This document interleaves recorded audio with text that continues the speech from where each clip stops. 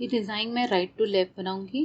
Cotton का thread use करेंगे, hand embroidery thread है ये। पीछे से नॉट लगाते हुए यहाँ पर एक स्टिच ले लेंगे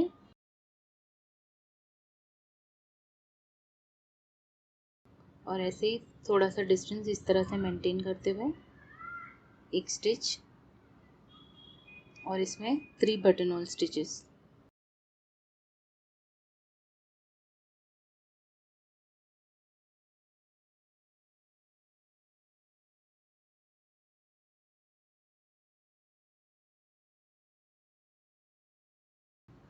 इसे अटैच करेंगे।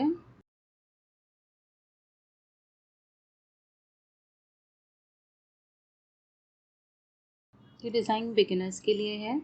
सेम इसी में फिर से ये जो गैप है फिर से कंटिन्यू करते जाएंगे और ऐसे ही डिज़ाइन बनाते जाएंगे।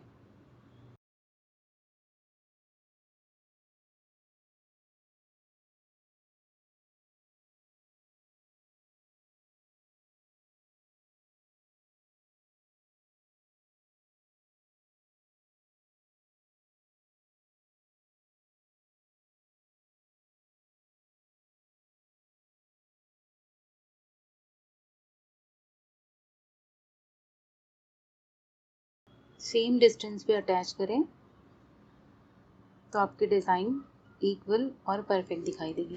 तो ऐसे बनाते जाएं।